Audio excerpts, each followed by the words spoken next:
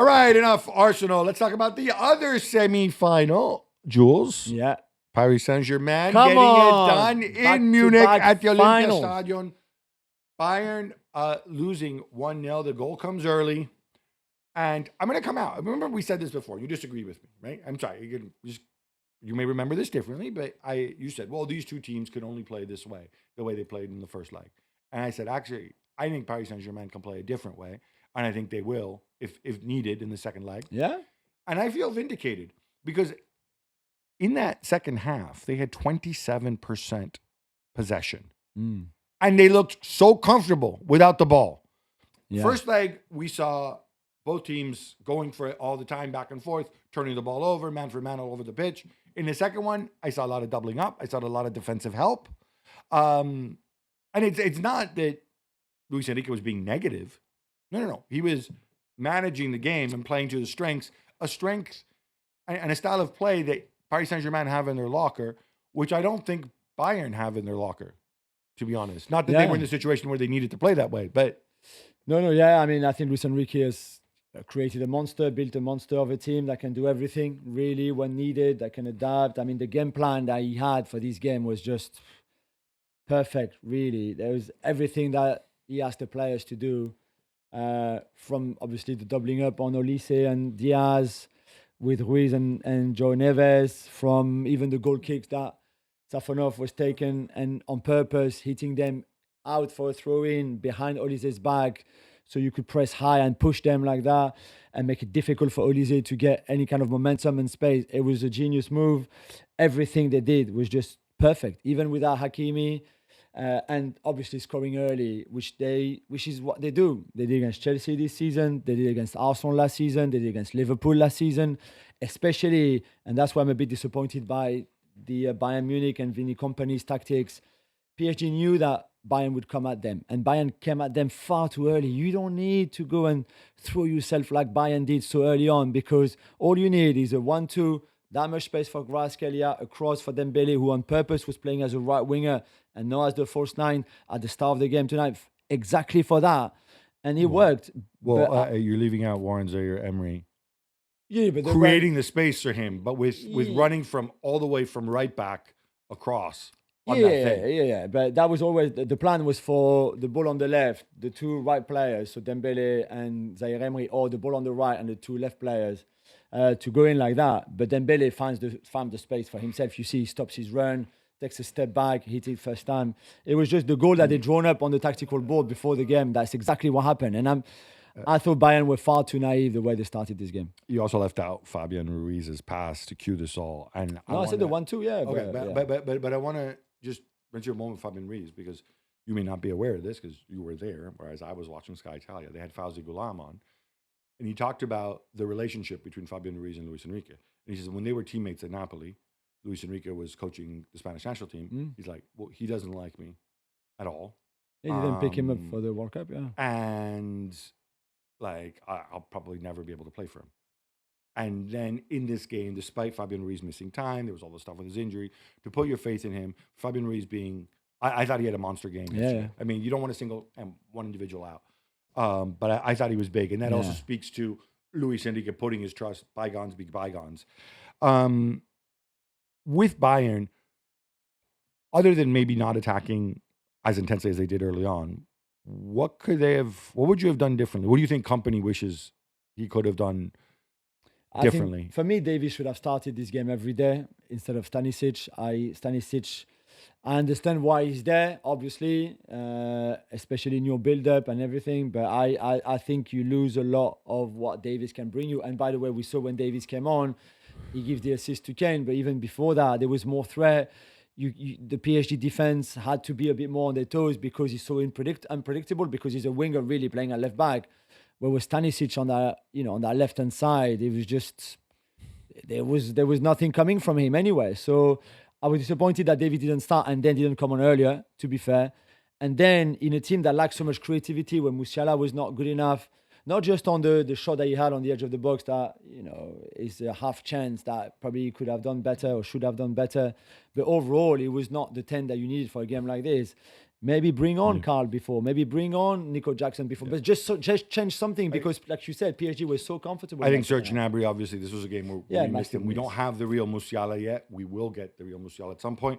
But we're going to break this down a little bit further on Gab Juls podcast. Also talk about that Nuno Mendes handball because I think that is one company underscored that after the game. That is something that went against Bayern. All right, Jules, we're both big Vincent Kompany fans. Yeah, we love him. Vincent Kompany showing that you can be successful and intelligent without being weird. Yeah. Luis Enrique doesn't have that last quality, but he is a genius, and we tolerate it with genius. Andy Warhol was unusual too. Absolutely. But sorry, he didn't blame the officiating, but he did raise a point that it's fine margins. He brought up the Alphonso Davies handball from the first leg. I think we're both in agreement. That's a penalty. You're applying the rules. It's the rules, yeah. But then the Nuno Mendes one, and John, let's get the Joao Gomes one out of it. Neves, yeah. John, this will always get me. I know. I hope they never become teammates. Let's just explain why that is not a punishable handball.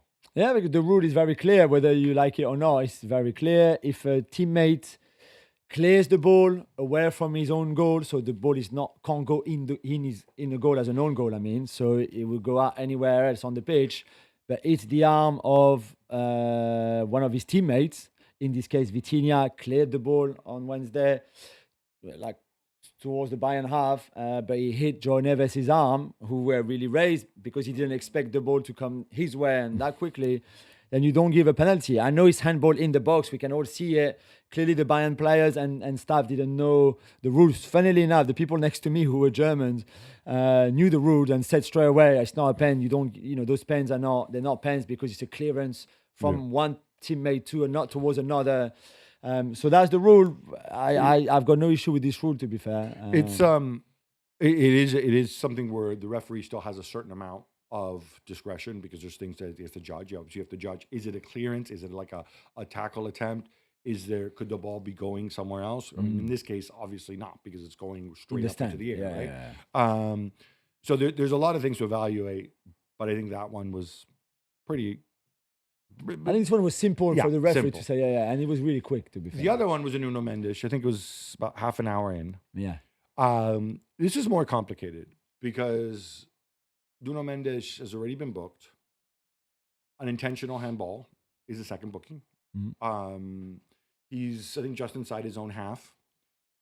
And his arm just comes out and he blocks the ball. I don't know where the ball would have gone. I don't know if it was an instinctive gesture or whatever. So this wasn't given because Konrad Leimer, who was running with the ball kind of into Nuno Mendes' area, he was adjudged to have handled the ball. Yeah. To get it under control. It, yeah. There's an angle because his arm is down by his side and he's kind of leaning forward. It looks as if the ball comes off his arm. There's another angle which makes it extremely obvious. The ball comes off his leg, I think his chest as well, and then never hits his arm. Now, the referee could not have seen this. There's no possible way. No, the linesman gave it to him. I think it's either the linesman or the fourth official. Yeah, I was behind the benches. Right. He kept doing the thumbs up. And then he gave the thumbs up. Yeah. There was some speculation, I think, from Kompany afterwards saying, well, he gave the thumb. Somebody reminded him that Mendes had already been booked. He didn't want to send him off. No, it wasn't that. I don't think it was that. Some of the footage I saw looked like, to me, it looked like, Leimer controls the ball first with some part of his body, either the thigh or the. It's definitely the thigh first one. It looked like, to me, that maybe he touches his arm, and without the arm, he doesn't control the ball. Certainly from that one angle where you say it looks like he touches it with his arm. The other angle, a bit like the Eze Hanko penalty in the Atletico Arsenal, it seems that depending on the angle that you're looking at, but what I would just say is the linesman is really well positioned. He's literally, because that happens just in front of the bench where the lino is. But he is in line, and Leimer's arm is blocking where the ball hits his body, right? So I think this is one thing where if this happens at the World Cup, we will have VAR for this. And going forward, we will. If I were Bayern, I would definitely be annoyed. But I would also realize, and I would ask the question about João Pinedo as well, the referee. He's like, if you're not, I have no problem with you getting help from the fourth official or the assistant referee, but they have to be certain of what they're actually seeing before they step in.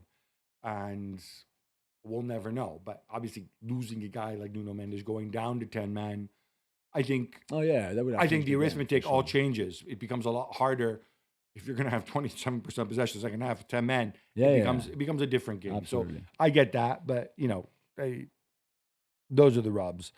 One guy who's kind of disappeared from Paris Saint-Germain between now and the season, and I just kind of want to. We talked about the title race with Lens, and obviously Lens drawing at the weekend took it away. Arsenal have a much more intense title race, even though if you look at the gap in points, it doesn't necessarily feel that way. But obviously City have the game in hand. Yeah. Although Lens have the head-to-head. It's just that Paris Saint-Germain are a much better team than Lens. Arsenal are not a much better team than Manchester City. And that's why I think psychologically we look at this. Do you think, given what we've seen so far, that he has to put out a real lineup, and play some of his best men in the next games just to wrap up the league, get it out of the way, right? You're not going to rest people for 3 weeks. No, but I think if they beat Brest this weekend, it's pretty much done. They'll be 6 points clear with 2 games to go. Even if one of them is against Lens. You say that 6 points with 2 points to go, but one is the head-to-head with Lens, and the one after that is the derby, and derbies, anything can happen in a derby, right? The on goal difference, which there's still a gap between PSG and Lens on goal difference. So unless they are beaten like 3 or 4-0 by Lens, which is, I guess. How big is the? I think it's plus 5 or 6. Okay. But I think we'll see certainly this weekend rotation. For the game at the weekend, and a lot of the players who didn't play much against Bayern, for example. So a team very similar to the one that drew with Lorient.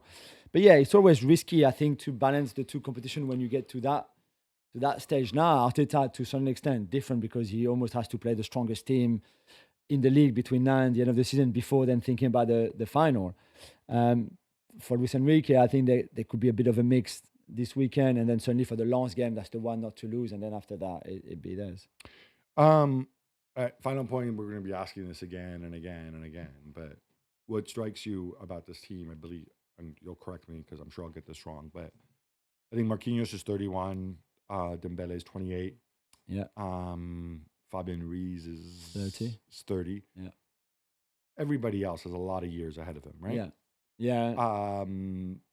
So when you think, obviously you start thinking succession for Marquinhos. And then, again, projecting forward, he's had all season with Zabarni. He'll be forming an opinion of whether Zabarni can be Marquinhos' long-term heir. Fabian Ruiz, I think he has it in-house. And I mean, Zaire Emery's a different profile. I agree with you. Zaire Emery has to be in the starting 11. It's just so hard to keep him out, right? Yeah. And Dembele, you got another 4 or 5 years here, right? And you also have Bradley Barcola, Kenyon Lee, whatever else. But for me, one question is the goalkeeper, because he had all season long to look at Safonov last year and said, I better bring somebody else in, right? He didn't start Safonov in the first half of this season. No, yeah. What's your take? Is Safonov a viable long-term option? Should he reopen it and say, hey, Chevalier, I know the wheels came off, but you're still young. Let's have an open competition between you and Safonov. I think Chevalier will go in the summer, I think. And to be fair, he's going to write him off after that. I think so, yeah. And I think you can probably recoup quite a good amount because he's still young, he's still highly rated. I think there will be a market for him somewhere. And then it depends where you want to go after that. If you go, what would you do? Do you think? Do you feel good about Safonov being your goalkeeper next season? I mean, right now, so far in the semi-final, quarter-final, and last 16, he's been perfect. Do you think this is his level? Man. Is he Donnarumma? No. Will he ever be? No. That's for sure. But on his line, have an Italian keeper ready to step in. And and they've got high hopes in him, although he's still very, very young. But so, no, he's not in the top 5 goalkeepers in the world. But he has done well. He has done the job that he had to do in those games. What more can you ask of him? Nothing really. And let's see in the final. But Yeah, no, and for me, again, there's another question we'll be asking, but I'll just give you a quick preview. Paris Saint-Germain are better this year than they were last year. Yeah, I agree. And because I think what some people forget a little bit, you said Safonov has done the job, has done what was asked of him. Donnarumma, I thought, with some of those saves in the knockouts, went beyond what was asked of him. I mean, talk fine margins. He made saves that other keepers don't make. Yeah, absolutely. Safonov hasn't been asked to do that, and Paris Saint-Germain are through. And I think that might be the difference there. Yeah, I think you're right. They're better. I mean, Kvaratskhelia yesterday, best player in the world for me right now. There's nobody better than him. He was unplayable. Pacho, the same against Kane.